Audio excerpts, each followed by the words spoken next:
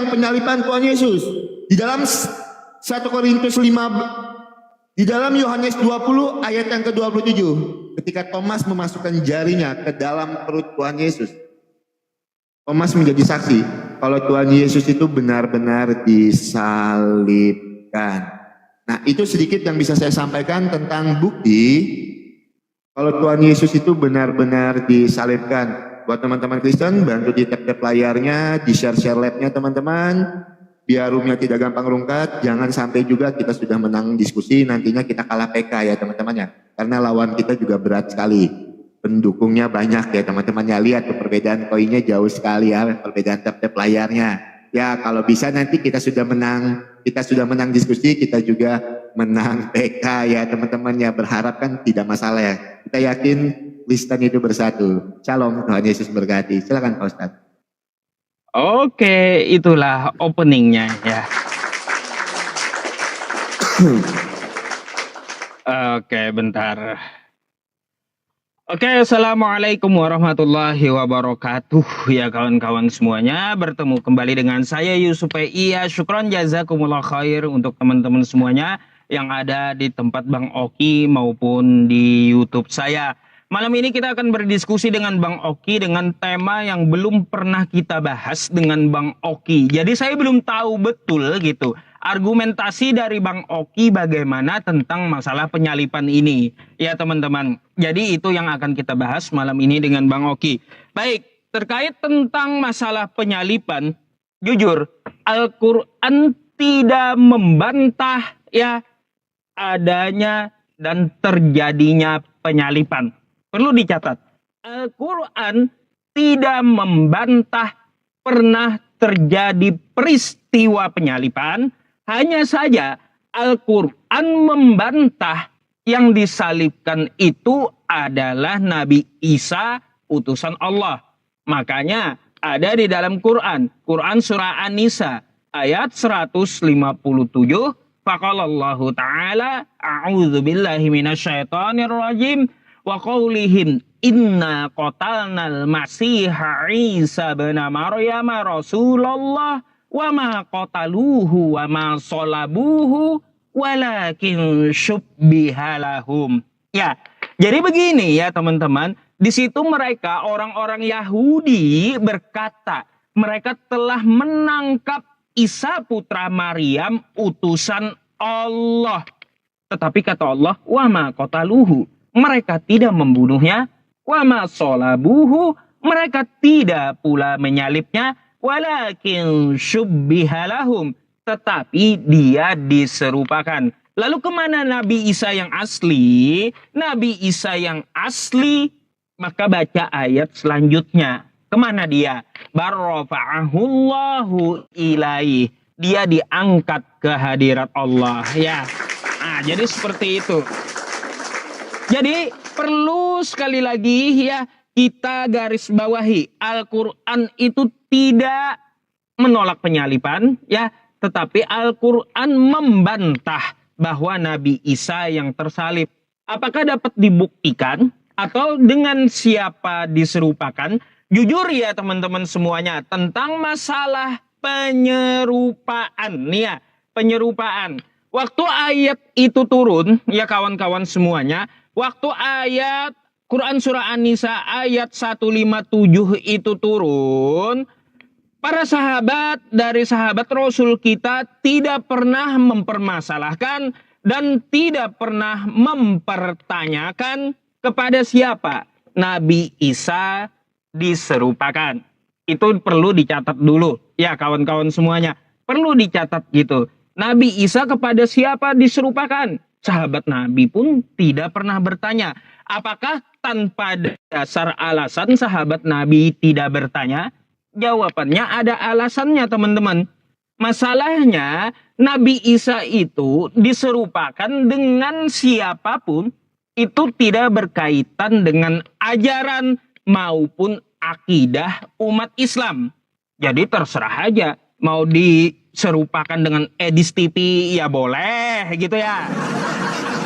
Nah gitu. Atau mau diserupakan dengan Saifuddin Ibrahim boleh juga. Ya, nah jadi kayak gitu, nggak penting masalahnya. Karena bukan termasuk dari ajaran agama Islam. Terus juga tidak termasuk dari akidah Islam. Yang penting Nabi Isa-nya itu, ya teman-teman semuanya, tidak disalibkan. Tidak mungkinlah Nabi Isa disalibkan. Karena utusan Allah ya pasti dilindungi oleh Allah Subhanahu wa Ta'ala. Tidak mungkin ya dari utusannya dia biarkan. Nabi Isa, aku utus kamu ke bumi. Ya Nabi Isanya dalam bahaya, nggak mungkin. Tuhan semesta alam membiarkan dia gitu ya. Membiarkan dia celaka. Karena apa? Allah Subhanahu wa Ta'ala pun udah tahu bagaimana karakter dari Bani Israel.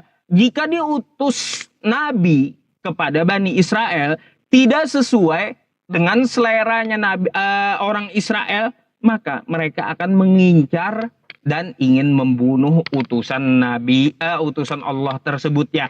Makanya Israel adalah jalan yang makdub, yang dimurkai karena mereka banyak membunuh para nabi. Jadi seperti itu prolog pembukaan dari saya, Bang Oki.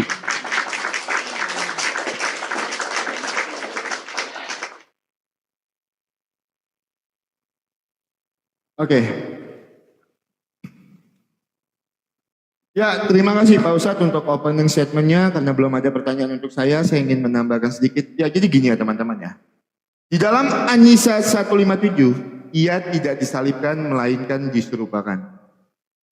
Di dalam Matius 27, Tuhan Yesus benar-benar disalibkan, tidak diserupakan. Tapi memang Tuhan Yesus sendiri yang disalibkan. Maka di dalam 1 Korintus 6 ayat yang ke-20, Tuhan Yesus itu menebus kita dengan darahnya yang mahal. Jadi gini teman-teman, ada dua cerita dengan orang yang sama, tetapi dengan cerita yang berbeda. Nah maka kita harus cari tahu cerita yang sebenarnya yang mana, melalui apa? Melalui fakta-fakta sejarah yang ada, melalui histori-histori yang ada, dan melalui landasan-landasan iman kita masing-masing. Kalau Kristen, landasan iman kita adalah Alkitab. Ya. Jadi saya tegaskan, kalau Kristen itu landasan iman kita Alkitab, maka kita akan menjawab nanti pertanyaan-pertanyaan itu melalui Alkitab ya teman-teman ya. Kecuali berbicara tentang historical atau fakta-fakta sejarah, maka kita harus ambil dari sumber-sumber lain, tapi yang masih berdekatan pada abad itu. Kita harus ambil sumber-sumber lain yang menjelaskan tentang Tuhan Yesus itu disalibkan. Saya mulai pertanyaan saya ke Pak Ustadz dari Quran 19 ayat yang ke-28 dulu. Saya mau tahu dulu garis keturunannya. Oke Pak Ustadz. Quran 19 ayat yang ke-28. Wahai saudara perempuan Harun, dalam kurung Maryam, ayahmu bukan seorang yang berparangai buruk dan ibumu bukan seorang perempuan pezina. Pertanyaan saya Pak Ustaz, Harun di sini Harun yang mana Pak Ustaz? Di sini kan disebutkan kalau Harun ini saudara perempuannya Maryam. Karena kalau di dalam Alkitab sendiri Harun dan Bunda Maria itu tidak hidup satu zaman. Jauh sekali perbedaannya. Ya, perbedaannya jauh sekali. Maka yang saya tanyakan, Harun di sini Harun yang mana? Itu ya Pak Ustadz ya. Di dalam Maryam 19 ayat yang ke-28 saya minta data dan dalilnya. Nah, terus berkaitan dengan ayat yang kita perbincangkan malam ini teman-teman. An-Nisa 157. Saya bacakan karena waktu saya masih banyak. Kami menghukum pula mereka karena ucapan mereka, sesungguhnya kami telah membunuh Al-Masih Isa putra Maryam Rasulullah, padahal mereka tidak membunuh dan tidak pula menyalibnya. Tetapi yang mereka bunuh adalah orang yang menurut mereka menyerupai Isa. Sesungguhnya mereka yang berselisih pendapat tentangnya pembunuhan Isa selalu dalam keraguan-raguan terhadapnya. Mereka benar-benar tidak mengetahui siapa sebenarnya yang dibunuh itu kecuali mengikuti prasangka belaka. Jadi mereka tidak yakin telah membunuhnya. Maaf ya Pak Ustadz, kata bunuh ini saya ganti bun-bun ya Pak Ustadz ya. Takutnya nanti kena pelanggaran. Bukan berarti itu saya mau framing Al-Quran, enggak gitu. Tapi supaya kita enggak kena pelanggaran. Nah, di situ menceritakan tentang Isa dan ceritanya sama dengan Tuhan Yesus. Dan teman-teman Muslim sering mengklaim kalau Tuhan Yesus itu adalah Isa itu sendiri. Pertanyaan saya yang kedua, ini pertanyaan sebenarnya yang terpotong pada waktu itu yang belum saya dapatkan penjelasannya, tapi saya akan tanyakan lagi pada hari ini. Saya minta historical Isa di dalam An-Nisa 157 itu, hidupnya di bawah pemerintahan siapa, kaisar siapa, abad keberapa. Karena apa? Kalau memang ini tidak dibuktikan secara sejarah atau tulisan-tulisan literasi Islam yang berdekatan dengan abadnya, maka kita tidak tahu kebenaran cerita ini. Sedangkan seperti yang saya sampaikan tadi, tentang penyaliban Tuhan Yesus, ada 5 tulisan yang menuliskan tentang penyaliban Tuhan Yesus, bahkan banyak yang lainnya. Flavius Josephus menuliskan Tuhan Yesus benar-benar disalibkan. Sumber-sumber Yahudi Rabinik, Tuhan Yesus benar-benar disalibkan. Mara Barbar Serapion dari Samosta, Tuhan Yesus disalibkan. Lucian dari Samosta, Tuhan Yesus disalibkan. Cornelius Tacitus, Tuhan Yesus disalibkan. Jadi pertanyaan saya historical dan surat Maryam ayat yang ke-28. Teman-teman Kristen yuk bantu di tap-tap layarnya teman-teman. Tuhan Yesus memberkati. Silakan Pastor.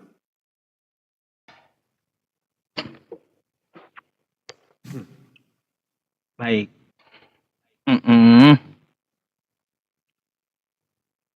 Baik teman-teman semuanya, saya akan jawab dulu tentang pertanyaan Bang Oki ya, yang mana dia mempertanyakan Quran surah Maryam ayat 28. Ya ukhta Harun, ya ukhta Harun nama lupa saya ayatnya, bentar ya.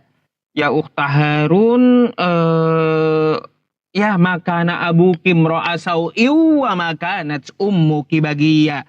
Jadi Bang Oki, orang-orang Bani Israel, orang-orang Yahudi dulu menyematkan bin mereka, nisbatnya kepada orang soleh dari pendahulu mereka. Ya, itu jawaban dari Maryam 28. Ya, Nabi kami pun menjelaskan ya Bang Oki tentang Maryam 28. Apa yang dikatakan oleh Nabi kami di sebuah hadis dapat kita lihat ya teman-teman. Nih ya, ketika Nabi kita dipertanyakan tentang masalah Maryam 28. Apa kata Nabi? Innahum kanu yusammuna bi anbiyaihim wassolihina qablahum. Bani Israel memang biasa menamakan anak-anak mereka dengan nama para nabi dan orang-orang yang soleh. Oke? Jadi Maryam 28, orang-orang Yahudi, orang-orang Bani Israel itu menyematkan, ya, menisbatkan diri mereka itu binnya kepada orang yang soleh dari pendahulunya. Apakah betul hadis dari Nabi kami ini? Ternyata betul Bang Oki. Coba Anda buka ke Matius 1 pasal 1. Saya bukakan buat teman-teman ya.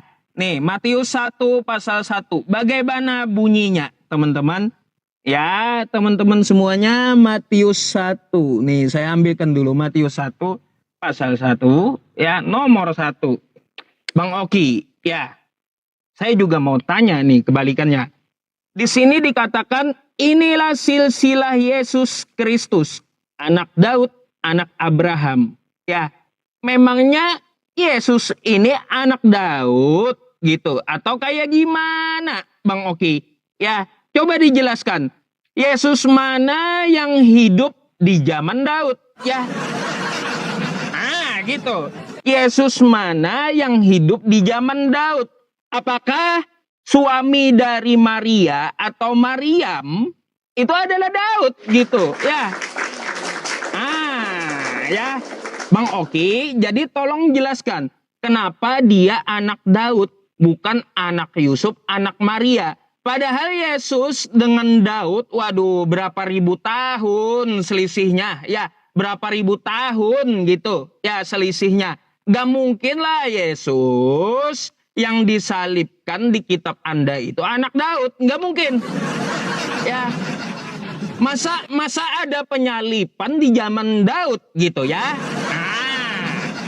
Makanya betul apa yang dikatakan oleh Nabi kita, ya teman-teman semuanya, orang Bani Israel itu menyematkan binnya dengan orang pendahulunya yang soleh. Jadi kalau ada bunyi ya ukhta Haruna makana abuki mra'a sau'in wa makanat ummuki baghiyan, nggak usah heran ya.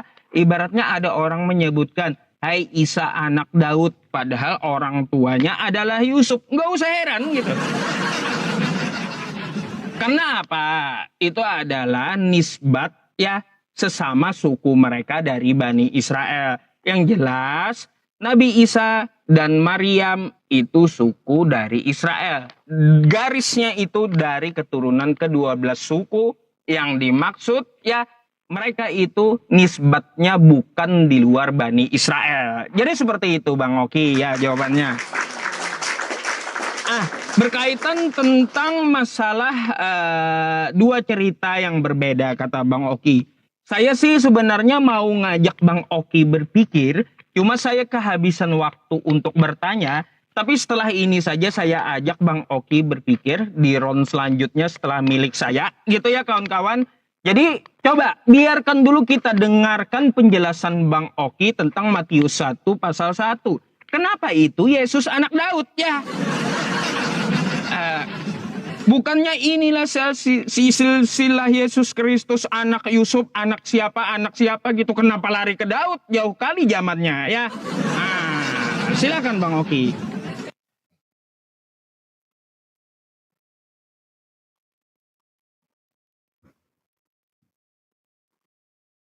Oke, Pak Ustadz Yusupei ya, teman-teman kita jawab dulu ya teman-teman ya. Apa yang menjadi pertanyaan Pak Ustadz Yusupei? Kenapa di dalam Matius 1 ayat 1 di situ menggunakan silsilah Yesus anak Daud? Kenapa itu digunakan? Ingat, Daud adalah seorang raja yang penting dalam sejarah Israel.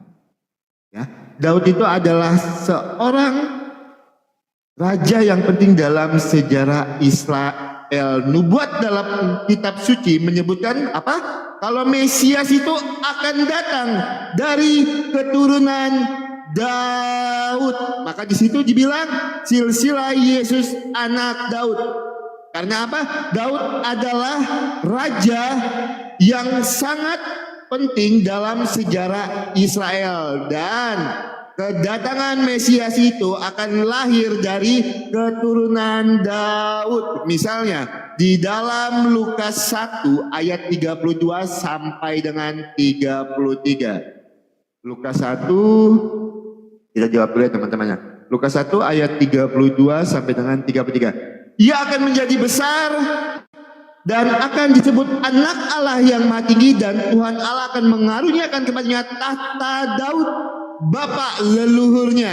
Ayat yang ke-33, dan ia akan menjadi raja atas kaum keturunan Yakub sampai selama-lamanya, dan kerajaannya tidak akan berkesudahan. Ya, Pak Ustadz ya. Jadi, kenapa di situ Tuhan Yesus itu disebut anak Daud? Karena Daud adalah raja yang penting di dalam sejarah Israel. Maka di dalam perjanjian lama dinubuatkan kalau seorang Mesias akan lahir dari keturunan Daud. Lukas 1 ayat 32 sampai dengan 33. Jelas menjawab apa yang menjadi pertanyaan Pak Ustadz Yusuf PI. Pak Ustadz, saya mau, karena belum ada pertanyaan untuk saya teman-teman ya. Sebentar. Quran 19.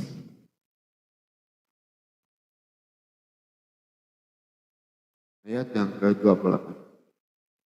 Pak Ustadz tadi menjawab, kenapa di sini? Sebentar ya. Kenapa di dalam Maryam 19 ayat yang ke-28 ini, wahai saudara perempuan Harun, dalam kurung Maryam, ayahmu bukan seorang yang berperangai buruk dan ibumu bukan seorang perempuan penjina. Pak Ustadz tadi menjawab, orang-orang dahulu itu menyematkan binnya. Ya, di sini tidak menggunakan bin Pak Ustadz. Misalnya Oki bin siapa, gitu kan? Di sini letter lek Pak Ustadz, tertulis Pak Ustadz. Wahai saudara perempuan Harun, Harun di sini dianggap saudara Maryam. Sedangkan kita tahu masa hidupnya jauh berbeda antara Harun dan Maryam ini. Di dalam Alkitab kami Harun ini di dalam perjanjian lama. Sedangkan Bunda Maria itu ada di dalam perjanjian baru. Nah, makanya yang saya tanya, kalau memang di sini menggunakan binnya mana? Karena di sini tertulis letter like Pak Ustadz, wahai saudara perempuan Harun, dalam kurung Maryam. Berarti Harun ini saudaranya Maryam. Tidak ada binnya di sini. Oke, itu yang mau saya tanggapi dari penjelasan Pak Ustadz. Tapi saya tidak membantah kalau memang itu jawabannya. Saya minta tunjukkan nomor hadisnya, hadis berapa tadi Pak Ustadz ya? Biar kita bisa cross check. Saya minta tunjukkan nomor hadisnya, hadis apa, nomor berapa. Dan yang kedua saya minta Pak Ustadz menjawab historikalnya. Isa itu kalau memang disamakan dengan Tuhan Yesus, Isa itu hidupnya di abad keberapa? Di masa pemerintahan siapa? Supaya kita sama-sama bisa tahu apakah Isa dan Yesus ini adalah satu orang yang sama. Jadi Isa itu kita harus tahu dulu hidupnya di abad keberapa. Saya minta literasinya dari literasi Islam atau menggunakan hadis Al-Quran. Kalau menggunakan literasi Islam yang ada di abad-abad terdekat dengan kejadian itu, saya tidak merubah dulu. Pertanyaan saya masih di satu pertanyaan itu. Kalau yang tadi saya cuma menanggapi apa yang menjadi jawaban Pak Ustadz Yusuf PI. Silakan Pak Ustadz Yusuf PI diambil alih.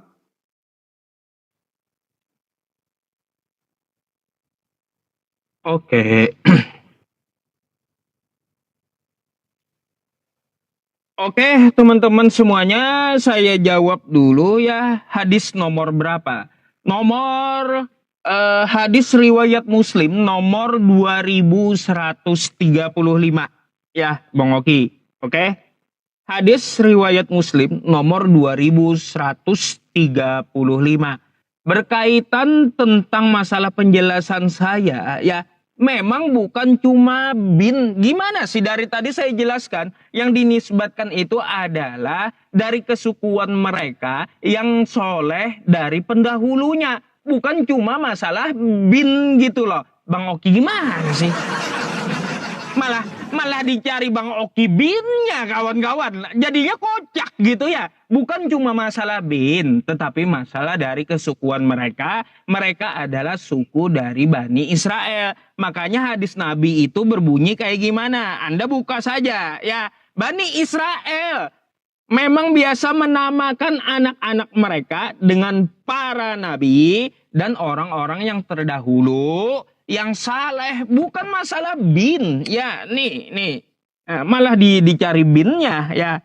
Nggak ada nabi mengatakan bin gitu. Yang saya maksud itu bin itu nisbat dari silsilah gitu ya, tapi dari kesukuan mereka. Waduh kesukuan gitu ya. Susah kali. Bukan itu ya Bang Oki, bukan cuma masalah bin. Terus Nabi Isa itu hidup di zaman siapa? Melalui literasi Islam. Baik Bang Oki, ya saya akan pakai literasi Islam tapi dari tafsir. Ya, bukan seperti Anda tanyakan hanya di Al-Quran. Kalau Anda setuju akan saya carikan dulu ya nantinya tentang masalah literasi Islam. Di zaman siapa Nabi Isa hidup memakai literasi tafsir ya. Bukan literasi dari ayat Quran. Jangan Anda bilang bahwa Al-Quran itu cerita gitu. Jangan ya.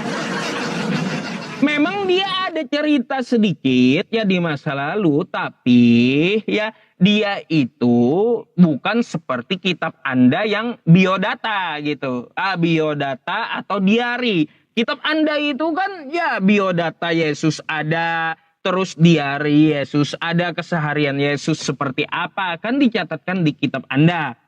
Al-Quran tidak seperti itu. Al-Quran itu kitab hukum dan pengajaran Bang Oki. Jadi kalau Anda cari, kapan Nabi Isa tidur di Al-Quran? Wah mimpi. Itu bukan pengajaran ya, bukan pengajaran ya. Jangan Anda cari siapa silsilah Nabi Isa di Quran? Kacau. Bukan itu, jadi Anda harus paham dulu tentang masalah Al-Quran itu ya Bang Oki. Berkaitan tentang masalah Matius 1 pasal 1. Saya tidak minta Anda menjelaskan Daud, enggak, ya. Enggak, saya udah tahu background Daud kayak gimana, ayat yang Anda baca saya pun juga tahu. Yang saya tanyakan, Yesus yang mana hidup di zaman Daud, gitu, ya. Bukan masalah Daudnya yang Anda jelaskan. Daud raja, saya tahu. Daud nabi, saya tahu. Daud punya kuasa, saya tahu. Yang saya tanyakan Yesusnya. Yesus yang mana hidup di zaman Daud? Karena dia, Yesus itu anak Daud gitu. Ada Yesus anak Daud. Ada Yesus anak Maria. Berapa sih Yesusnya? Ya, kacau kali. Terus yang mana gitu yang disalib? Apakah Yesus anak Daud yang disalib atau Yesus anak Maria yang disalib? Gimana sih? Jadi jangan Anda jelaskan sama saya tentang masalah Raja Daudnya, tapi carikan Yesus anak Daud itu Yesus yang mana? Bagaimana ceritanya? Bagaimana backgroundnya? Ya, itu dulu yang saya cari. Terkait tentang masalah penyalipan, sebenarnya Bang Oki ya, saya mau mempertanyakan suatu hal tapi setelah ini. Kayaknya kalau 30 detik bertanyanya nggak sempat sih, nggak sempat. Tapi ya setelah sesi ini saya akan pertanyakan satu hal sama Anda tentang masalah penyalipan di Bible Anda. Saya agak ya janggal juga ini ya, janggal gitu. Janggal Bang Oki, jujur janggal. Siap-siap aja Anda bukakan nanti ayat yang saya sebutkan. Tapi tolong carikan dulu ya, Yesus anak Daud itu mana Yesusnya? Ya silakan.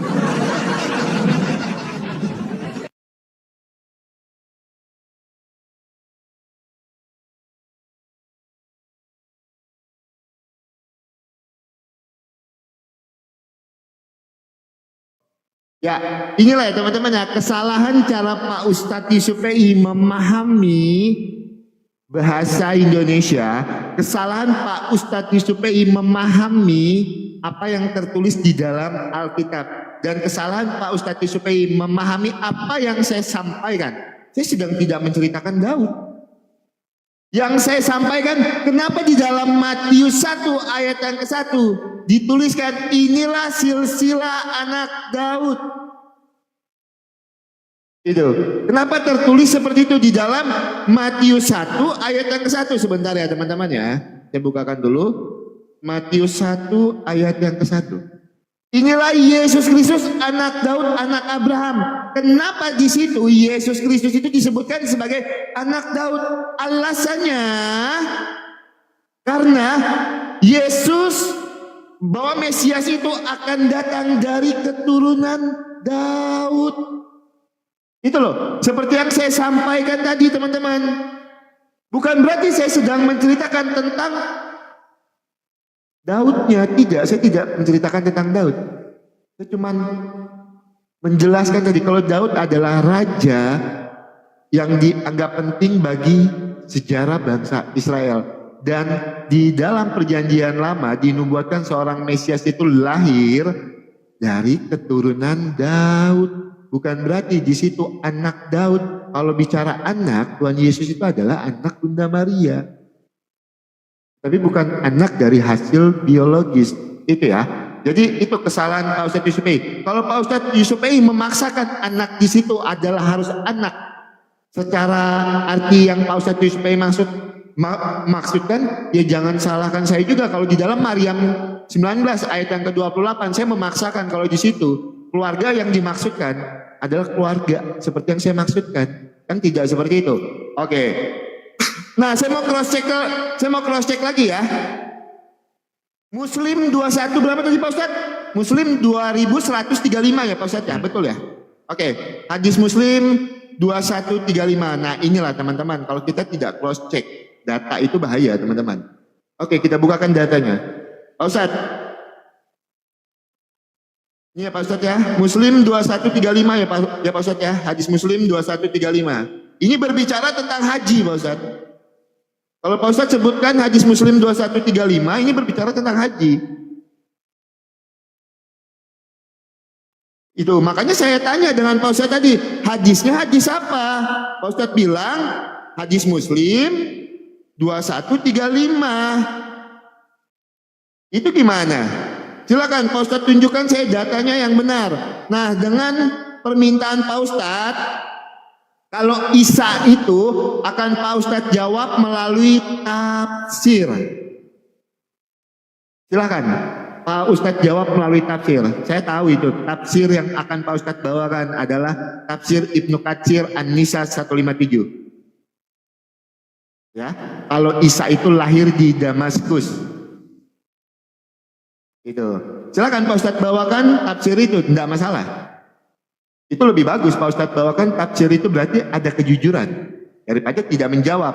Oke, silakan Pak Ustadz tunjukkan historikalnya Isa di dalam iman Pak Ustadz itu hidupnya di abad keberapa Pak Ustadz ya. Dan saya minta Pak Ustadz lah yang tunjukkan riwayat Muslim 2135 itu, Pak Ustadz yang tunjukkan hadisnya, atau Pak Ustadz mau ambil dari Kutubus Sittah, silahkan.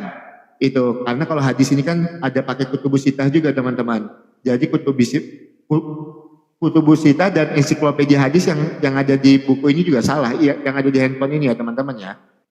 Itu berbeda. Nah, silakan Pak Ustadz yang tunjukkan hadis riwayat Muslim 2135. Kalau Pak Ustadz mau mengambilnya melalui Kutubus Sittah atau hadis riwayat Muslim yang lain. Silakan ya Pak Ustadz ya. Ya buat teman-teman Kristen dikencangin dulu teman-teman tap-tap layarnya. Boleh 5 menit Pak Ustadz ini ditembuskan di 100k ya teman-teman ya. Tap-tap layarnya karena pertanyaan Pak Ustadz belum tadi ke saya. Jadi saya tidak menjawab apapun dulu sambil kita menunggu pertanyaan dari Pak Ustadz Yusuf PI teman-teman, silakan.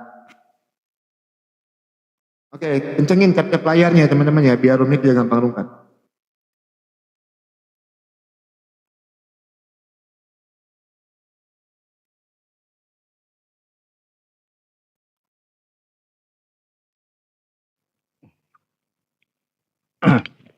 Baik ya teman-teman semuanya, untuk cerita Nabi Isa melalui tafsir Ibnu Katsir, Bang Oki udah tahu ngapain nanya, kan kayak gitu. Heran saya, nanyain yang sudah tahu jawabannya, kan aneh gitu ya.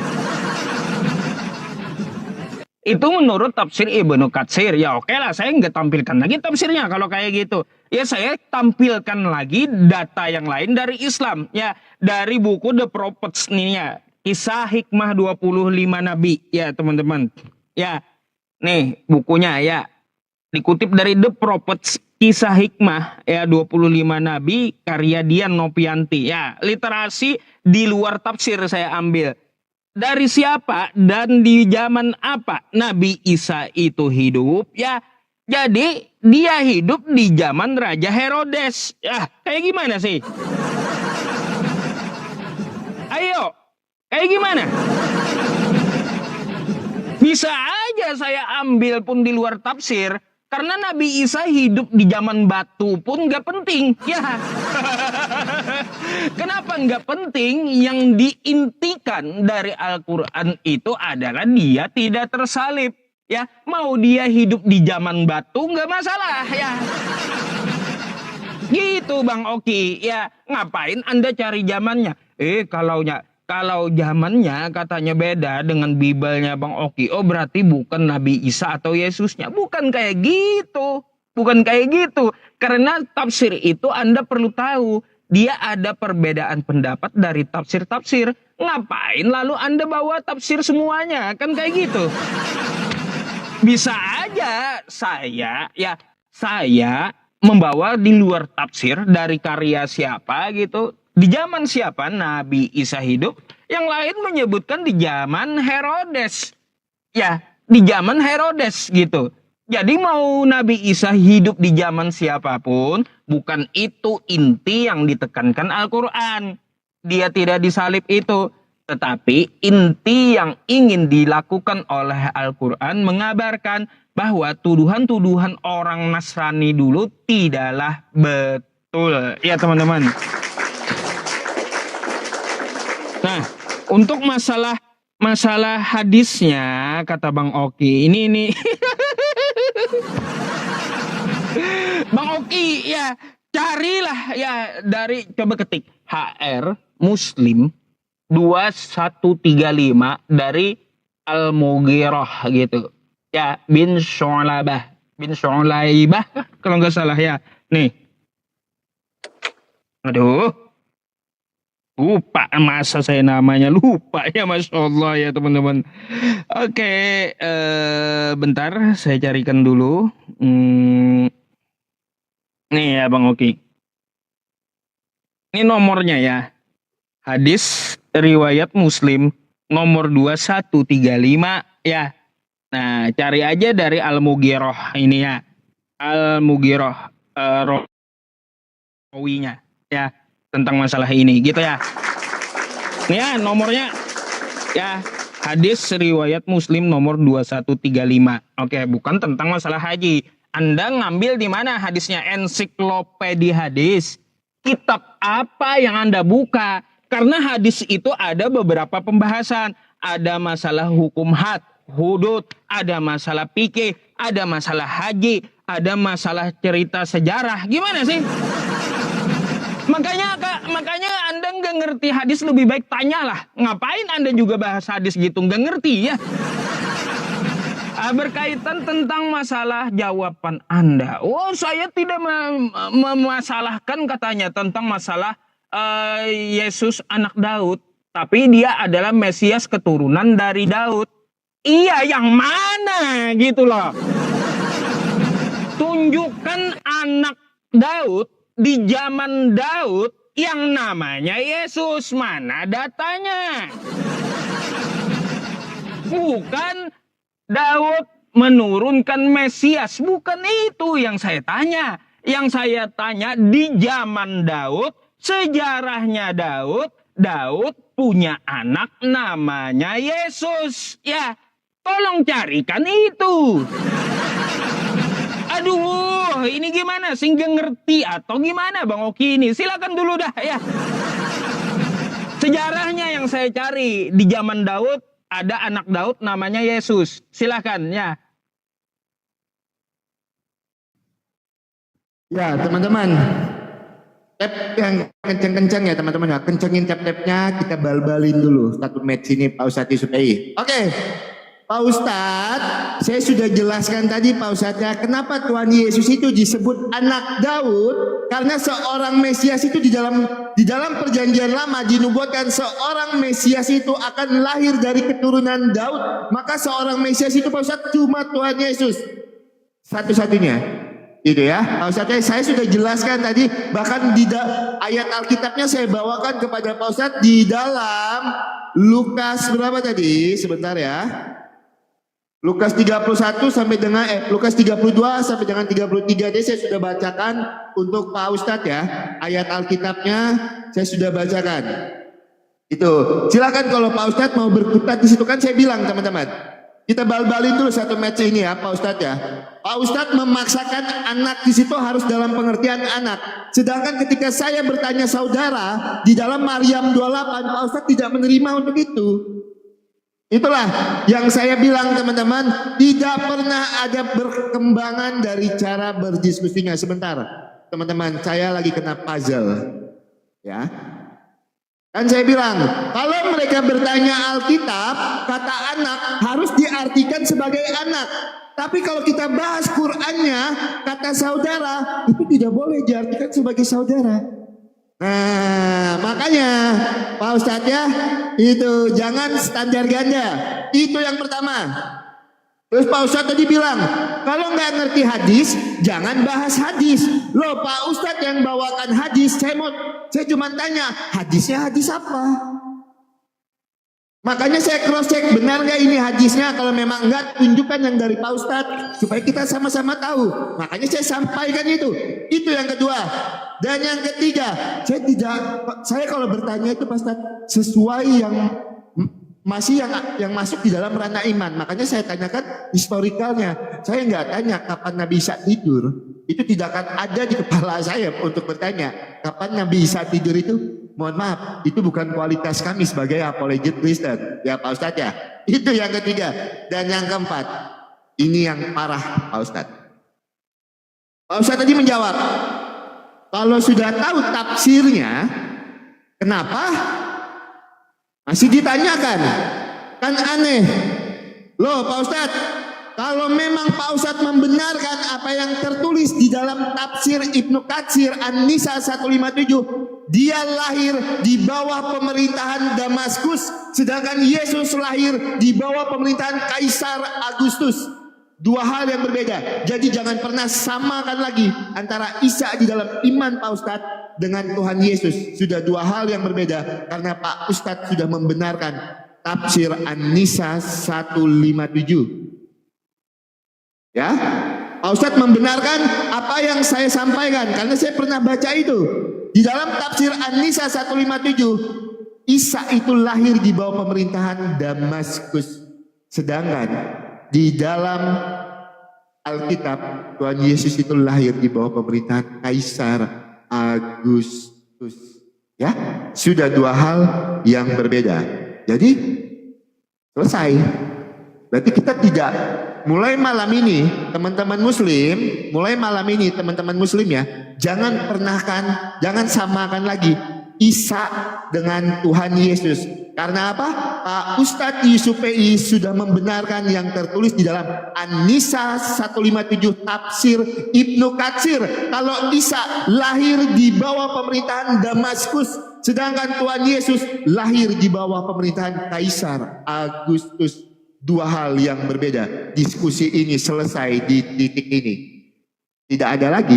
Karena apa? Dua hal yang berbeda. Kita tidak akan membicarakan lagi tentang dua hal, tentang dua oknum yang berbeda. Berarti ada oknum lain di tempat Pak Ustadz yang atas nama Isa itu dia disalibkan, tetapi dia tidak mati dan diserupakan. Sedangkan Tuhan Yesus yang hidup di bawah pemerintahan Kaisar Agustus, ya, itu dia benar-benar disalibkan. Makanya tadi saya jebak Pak Ustadz, saya tanya, apakah di dalam tafsir Ibnu Katsir An-Nisa 157 yang Pak Ustadz benarkan? Pak Ustadz menjawab itu, iya. Kenapa harus ditanya lagi?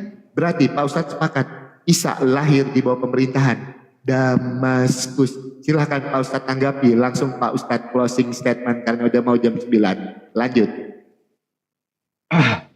Tadi Bang Oki duluan, boleh saya tanggapan dulu tanpa pertanyaan gitu ya? Boleh, jadi boleh. closing awal dari Bang Oki, berarti ini belum closing gitu. Oke, silakan. Oke. Baik. Saya kirim matchnya.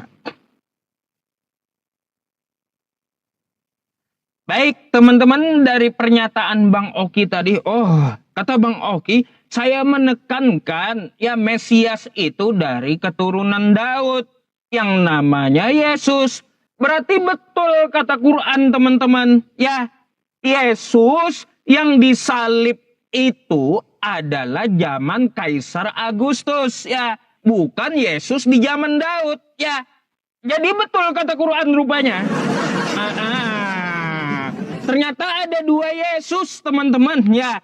Yang kita cari itu Yesus di zaman Daud karena dia anak Daud. Ada pula Yesus anak Maria di zaman Kaisar Augustus. Nah, Yesus anak Maria ini katanya tersalib. Ternyata kata Quran Yesus itu tidak tersalib. Ternyata dibenarkan oleh Bible. Karena Yesus itu hidupnya di zaman Daud. Ya, kayak gitu. Pantas aja Bang Oki. Jadi jangan Anda bilang Yesus itu tersalib. Yesus enggak disalib. Yesus yang di zaman Daud. Kalau Yesus di zaman Maria, oke lah ya, terserah kau. Kan kayak gitu ya, teman-teman. Jadi kayak gitu rupanya Yesus yang di zaman Daud, teman-teman. Ya, terus kata Bang Oki, saya menceritakan Mesias tadi ya. Saya tekankan lagi nih, dari keturunan Daud. Ketika saya bahas Al-Qur'annya, masalah kosakata saudara, kata Bang Oki. Loh, saya punya data penjelasan apa yang dimaksud saudara. Nah, data Anda mana? Kehidupan Yesus yang di zaman Daud. Berarti kitab Anda salah gitu. Nggak ada sejarahnya Yesus yang hidup di zaman Daud. Mana sejarahnya Yesus yang hidup di zaman Daud? Di kitab Anda itu, Bang Oki ya, sejarah tentang masalah Yesus yang di zaman Kaisar Augustus, zaman Raja Herodes, ya, bukan yang di zaman Daud. Kayak gimana sih? Sekarang coba carikan ya sambil closing statement nanti gitu ya, kehidupan Yesus anak Daud yang di zaman Daud. Itu yang saya minta. Bukan Anda menjelaskan keturunan Daud ada Mesias. Ngapa saya nggak minta itu ya teman-teman? Jadi ya teman-teman, ya dapat kita lihat kata Bang Oki juga tentang masalah, oh jangan lagi nanti disama-samakan Isa dengan Yesus. Itu menurut tafsir yang mau Anda ambil ya.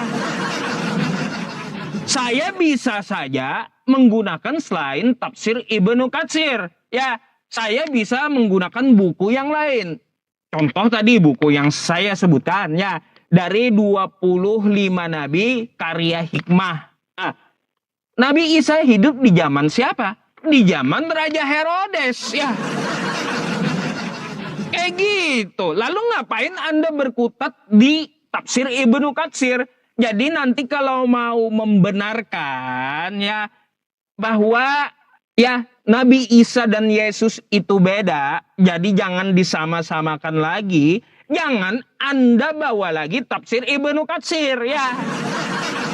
Karena tafsir Ibnu Katsir bisa juga ya orang lain memakai tafsir yang lain. Atau saya pakai buku yang lain gitu. Itu kan hanya tafsir gitu toh. Pendapat dia, pendapat dari Ibnu Katsir. Ada juga ulama lain yang berpendapat. Ada juga karya ilmiah yang lain dari agama Islam ya.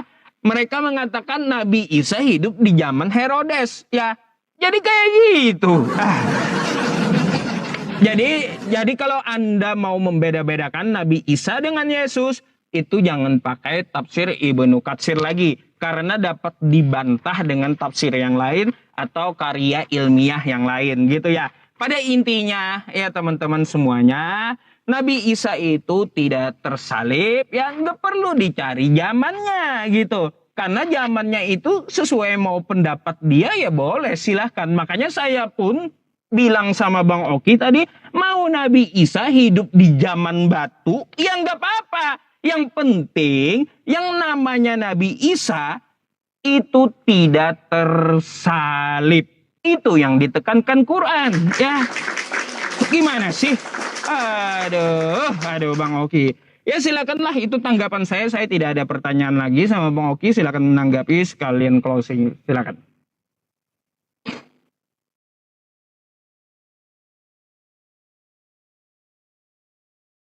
Saya menanggapi, habis saya menanggapi Pak Ustadz closing statement, baru saya closing statement. Kan saya itu tadi pertama, kan saya duluan tadi. Berarti saya closing statementnya terakhir. Oh kan terakhir saya, berarti saya duluan yang closing ya, berarti sekarang. Ini saya menanggapi dulu Pak Ustadz closing statement. Gini, terus, kalau salah Bang Oki, kalau Bang Oki menanggapi lagi maka tanggapan terakhir ke saya karena Bang Oki yang duluan tadi. Oh tanggapan terakhir ke Pak Ustadz? Iya. Kalau Bang Oki nanggapin lagi, tanggapan akhir lagi saya. Tapi kalau Bang Oki sekalian closing, atau saya mau closing, Pak Ustadz lah closing statement, silakan senggol-senggol dikit aja, nggak apa-apa. Ya udah, enggak, saya enggak nyenggol lagi, enggak perlu. Silakan Anda tanggapi aja. Yang jelas sudah saya jelaskan gitu. Nanti ya. Saya izin menanggapi lagi ya. Silakan, saya enggak akan tanggapi lagi. Ndang Pak. Bentar. Bisa nggak juga?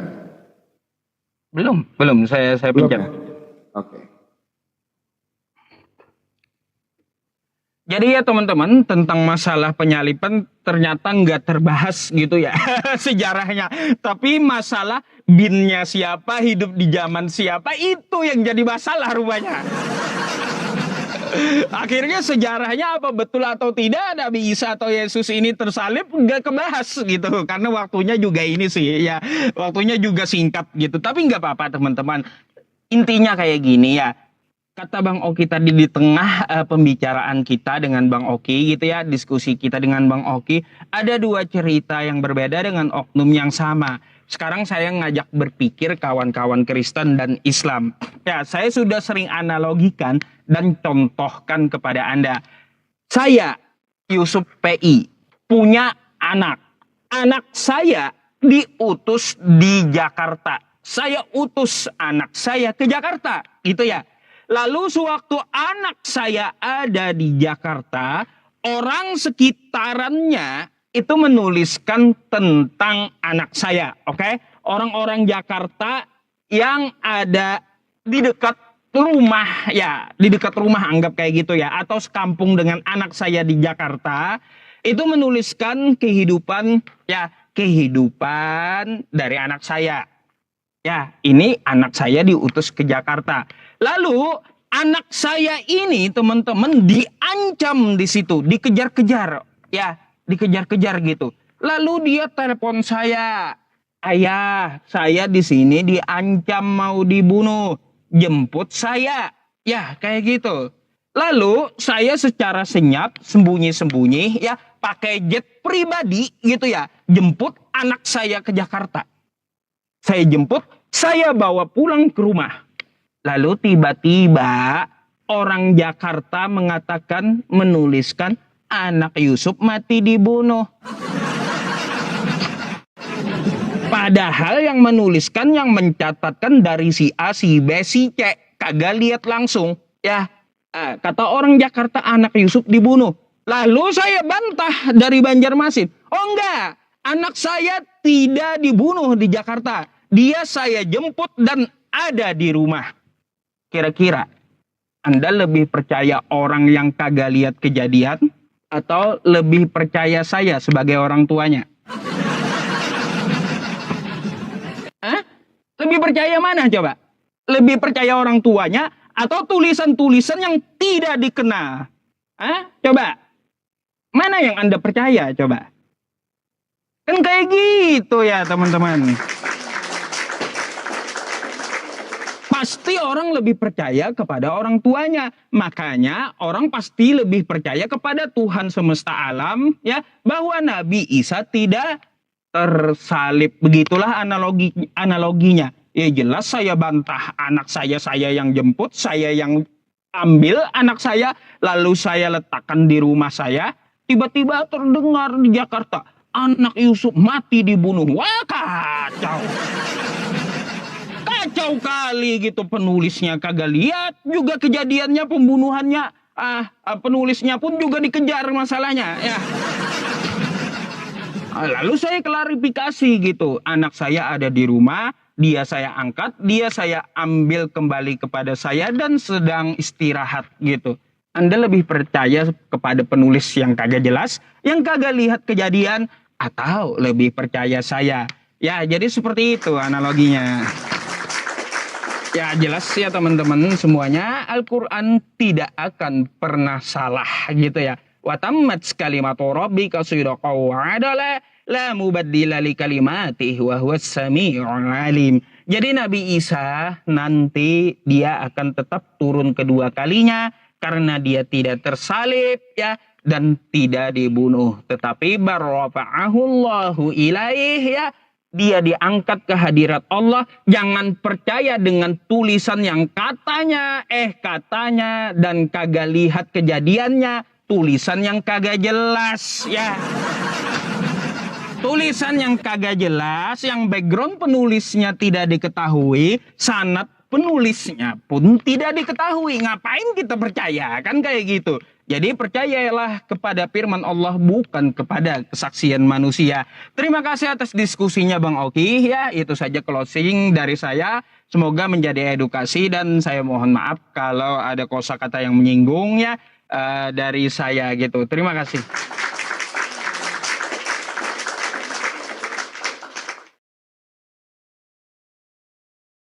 Diterima Pak Ustadz. Ya teman-teman, sebelum saya closing statement, saya mau bacakan satu ayat Alkitab dulu buat teman-teman semua ya. Jadi ini biar kalian sadar. Di dalam 1 Korintus 1 ayat yang ke-18. Sebab pemberitaan tentang salib memang adalah kebodohan bagi mereka yang akan binasa. Tetapi bagi kita yang diselamatkan, pemberitaan itu adalah kekuatan Allah. Jelas tertulis di dalam 1 Korintus 1 ayat yang ke-18. Ya, teman-temannya jeder, selamat datang di kebenaran. Saya mau tanggapi sedikit narasi Pak Ustadz Yusuf Ei.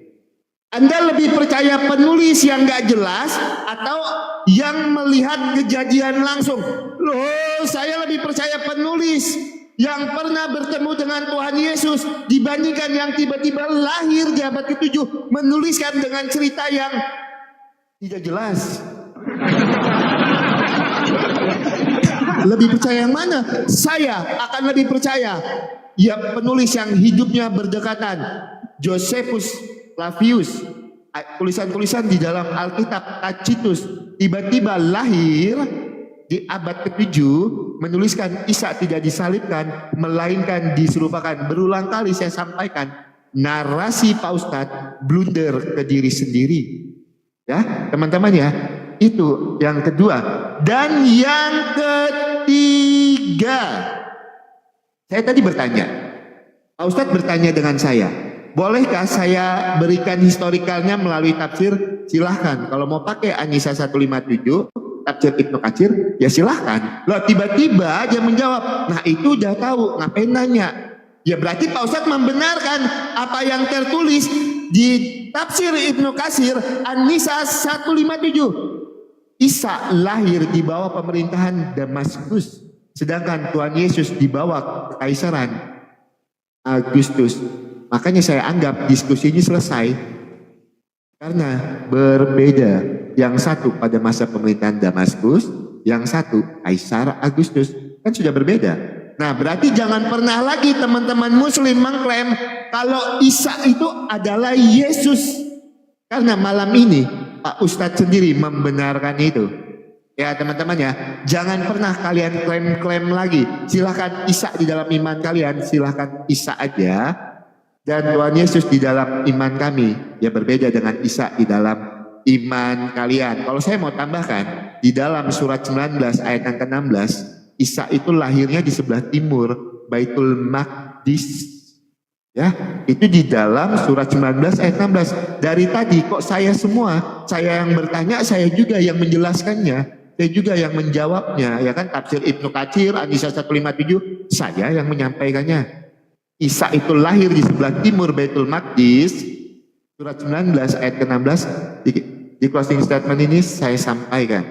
Ya, nah jadi teman-teman jelas tertulis ya, di dalam 1 Korintus 1 ayat yang ke-18. Sebab pemberitaan tentang salib memang adalah kebodohan bagi mereka yang akan binasa. Tetapi bagi kita yang diselamatkan, pemberitaan itu adalah kekuatan Allah. Kalau kita bicara tentang bukti penyaliban Tuhan Yesus benar-benar disalibkan. Makanya hal paling mendasarnya, kita rujuk dulu historikalnya sama atau tidak. Kalau memang kuat sama historikalnya, maka kita akan bahas tentang penyalibannya. Tapi karena Pak Ustadz sudah mengakui historikalnya berbeda, Isa lahir pada pemerintahan Damaskus, Tuhan Yesus lahir pada masa pemerintahan Kaisar Agustus. Berarti dua orang yang berbeda, maka penyaliban itu tidak perlu kita bahas karena ada dua cerita yang berbeda. Untuk itu kebenaran tetaplah kebenaran. Yohanes 14 ayat yang ke-6, akulah jalan kebenaran dan hidup. Tidak ada seorang pun yang dapat sampai kepada Bapa kalau tidak melalui aku. Terima kasih Pak Ustadz untuk diskusinya. Kalau ada kata-kata saya yang menyakiti hati Pak Ustadz, saya mohon maaf ya. Tentang penyaliban ini sebenarnya belum tuntas, cuman saya nggak enak dari tadi Goldian itu WA itu karena dia janji jam 9 ini. Ya Pak Ustadz ya, terima kasih banyak. Nanti kita atur waktunya untuk Pak Ustadz ya. Buat teman-teman yang udah tap layar juga terima kasih banyak. Masalah framingan tadi saya cuma mau menyampaikan sedikit dengan Pak Ustadz. Diskusi kita tetap diskusi, kita profesional untuk berdiskusi, tapi setelah itu kita tidak ada masalah. Untuk framingan yang memframing Pak Ustadz tadi, yang bilang Pak Ustadz main dana atau apapun, tidak perlu Pak Ustadz tanggapi, tetap aja Pak Ustadz jalankan apa yang menjadi ini Pak Ustadz ya. Jangan ditanggapi Pak Ustadz. Kalau Pak Ustadz tahu ya Pak Ustadz ya, bulan lalu Pak Ustadz ada yang nuduh-nuduh saya ini punya utang. di semua media sosial saya, bahkan DM ke akun istri saya, Pak Ustadz. Akun istri saya di DM-nya, tapi saya apa? Saya buktikan, loh saya tidak melakukan itu. Jadi biasanya orang-orang yang fitnah kita itu, Pak Ustadz, karena dia tuh pengen seperti kita tapi tidak bisa. Ya, Gitu. kan fitnah atau iri itu tanda nggak mampu, Bang Oki. Memang seperti itu. Gitu. Jadi karena aku juga bukan karena sama-sama orang Kalimantan ya teman-teman ya. Kalau ada narasi kami yang menyakiti pada saat diskusi itu pada saat diskusi aja. Setelah itu kami berteman baik kok. Gitu ya Pak Ustadz ya. Baik Bang Oki. Jangan ditanggapi. Sip, ya. Baik. Semangat terus.